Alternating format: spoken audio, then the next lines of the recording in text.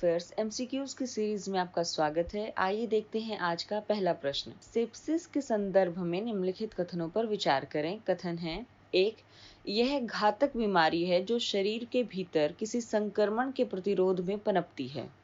कथन 2, बुखार, हृदय गति का बढ़ना तथा श्वास में तेजी इसके प्रमुख लक्षण हैं। उपरोक्त कथनों में से कौन सा या कौन से कथन सत्य हैं? विकल्प हैं ए केवल एक, बी केवल दो, सी एक और दो दोनों, या डी न तो एक न ही दो। इसका उत्तर होगा विकल्प सी, सेप्सिस के संदर्भ में उपरोक्त दोनों कथन सत्य हैं। आइए देखते हैं कि ये चर्चा में क्यों है।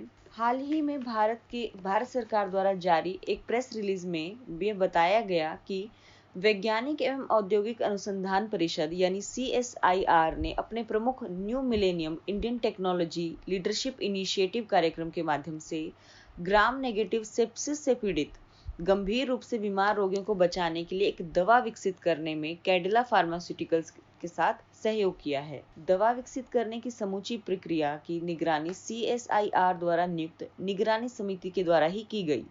ऐसा माना जा रहा है कि यह दवा गंभीर रूप से बीमार रोगियों की मृत्यु दर आधी से भी कम कर देगी। यह गंभीर रोगियों में अंगों की शिथिलता को भी तेजी से ठीक कर सकती है। इस दवा को अब भारत में बेचे जाने की अनुमति भी मिल गई है।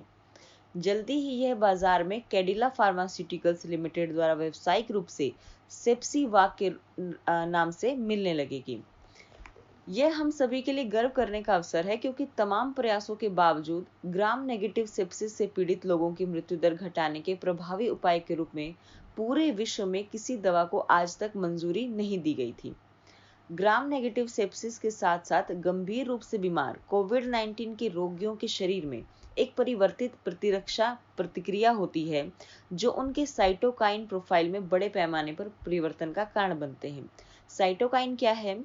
साइटोकाइन सेल द्वारा प्रोड्यूस किए जाते हैं सेल्स में आपस में कम्युनिकेशन करने के लिए, लेकिन जब इम्यून सिस्टम हाइपर एक्टिव होता है तो एक्सेस प्रोडक्शन होता है साइटोकाइन्स का, और ये साइटोकाइन्स जो है स्ट्रॉम का रूप धारण कर लेती हैं और व्यक्ति की इसी से मौत हो जाती है।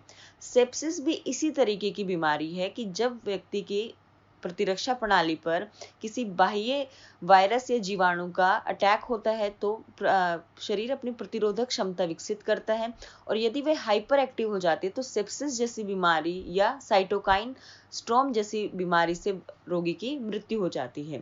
ऐसे में नई खोजी गई दवा शरीर की इस प्रतिरक्षा प्रणाली को नियंत्रित करेगी, जिससे साइटोकाइन प्रोफाइल में होने वाली उग्र उथल-पुथल थम जाएगी, जिससे मरने का खतरा कम हो जाएगा। प्रश्न नंबर 2 देखते हैं। राष्ट्रीय जैव ईंधन नीति 2018 के संदर्भ में निम्नलिखित कथनों पर विचार करें। कथन है 1, इस नीति के तहत वर्ष 2030 तक बिजली मिश्रण में गैर जीवाश्म ईंधन आधारित क्षमता को 40% से अधिक बढ़ाने का उद्देश्य है। कथन 2, यदि किसी वर्ष फसल उत्पादन अप्रत्याशित रूप से अधिक हो तो अधिशेष मात्रा को एथेनॉल में रूपांतरित किया जा सकता है। उपरोक्त कथनों में से कौन सा या कौन से कथन सत्य हैं? विकल्प हैं ए केवल एक, बी केवल दो, सी एक और दो दोनों, या डी न तो एक न ही दो। इसका उत्तर होगा विकल्प सी, दोनों कथन सत्य हैं। आइए इसकी व्याख्या देखते हैं और जानते हैं कि ये चर्चा में क्यों है। पेट्रोलियम एवं प्राकृतिक गैस मंत्री श्री धर्मेंद्र प्रधान की अध्यक्षता में हुई NBCC यानी राष्ट्रीय जैव ईंधन समन्वय समिति की बैठक में यह अनुमोदित किया गया कि भारतीय खाद्य निगम यानी FCI के पास उपलब्ध अधिशेष चावल को अल्कोहल आधारित हैंड सैनिटाइजर बनाने एवं एथेनॉल मिश्रित पेट्रोल EBP कार्यक्रम हेतु मिश्रण करने के लिए एथेनॉल में रूपांतरित कर दिया जाए। और यह अनुमोदन कैसे हुआ? यह अनुमोदन राष्ट्रीय जैव ईंधन नीति 2018 की उस परिकल्पना के तहत किया गया जिसमें कहा गया है कि किसी कृषि फसल वर्ष के दौरान जब कृषि एवं किसान कल्याण मंत्रालय द्वारा प्रत्याशित से अधिक खाद्यान्न आपूर्ति का अनुमान लगाया जाता हो तो NBCC के अनुमोदन पर खाद्यान्न की इस अधिशेष मात्रा को एथेनॉल में परिवर्तित किया जा सकता है। प्रश्न नंबर 3 देखते हैं। इस्लामी सहयोग संगठन OIC के संदर्भ में निम्नलिखित कथनों पर चर्चा करें। कथन है 1, इसकी स्थापना वर्ष 1969 में हुई। 2, यह गैर सरकारी या धार्मिक संगठन है। 3. यह विश्व का सबसे बड़ा संगठन है। 4. भारत इसका सदस्य देश नहीं है। उपरोक्त कथनों में से कौन सा या कौन से कथन सत्य हैं? विकल्प हैं ए 2 और 3, बी 1 और 4, सी 1, 2 तथा 4 या डी उपरोक्त सभी। इसका उत्तर होगा विकल्प बी, कथन 1 और 4 सत्य जबकि कथन 2 और 3 असत्य है। इसकी व्याख्या देखते हैं। इसकी स्थापना 1969 में हुई तथा 57 देश इसके सदस्य हैं, परंतु भारत इसका सदस्य देश नहीं है, इसलिए कथन 1 और 4 सत्य है। कथन 2 और 3 के संदर्भ में देखते हैं।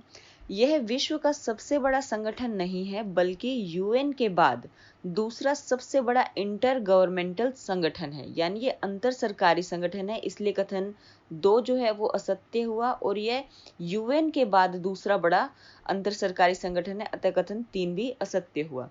चर्चा में क्यों है यह? ओआईसी ने भारत सरकार को कहा है कि भारत में इस्लामोफोबिया बढ़ रहा है। प्रश्न नंबर 4 देखते हैं। कोविड-19 के संदर्भ में चर्चा में रहे टाइटर संबंध में निम्नलिखित में से कौन सा कथन सत्य है? विकल्प हैं ए, यह एंटीबॉडीज की मात्रा का आकलन करने वाली इकाई है। बी, यह कोविड-19 के संक्रमण हेतु भारत की स्वदेशी जांच किट है। सी, यह वेंटिलेटर है। या डी, यह एक सैनिटाइजिंग टनल है। इसका उत्तर होगा विकल्प ए, टाइटर एंटीबॉडी की मात्रा का आकलन करने वाली इकाई है। शरीर में वायरस, बैक्टीरिया, रसायन के विरुद्ध अलग अलग एंटीबॉडीज अलग अलग मात्रा में तैयार होती हैं, इसलिए इनका टाइटर भी अलग होता है। इन एंटीबॉडीज का आकलन करने पर संक्रमित व्यक्ति को दी जाने वाली डोज का सही निर्धारण किया जा सकेगा, स्पेशली प्लाज्मा थेरेपी में। प्रश्न नंबर 5 देखते हैं। निम्नलिखित में से किन राज्यों के युगम को कोरोना संक्रमण से मुक्त घोषित कर दिया गया है? ए, केरल तथा उड़ीसा। बी, हिमाचल प्रदेश तथा उत्तराखंड। सी, त्रिपुरा एवं गोवा। या डी, मणिपुर एवं गोवा। इसका उत्तर होगा विकल्प डी, मणिपुर तथा गोवा को कोरोना संक्रमण से मुक्त घोषित कर दिया गया है। इन दोनों राज्यों में सभी मरीज पूरी तरीके से ठीक हो चुके हैं और उनकी रिपोर्ट नेगेटिव आई है। इसके अलावा विषाणु का कोई नया मामला भी सामने नहीं आया है।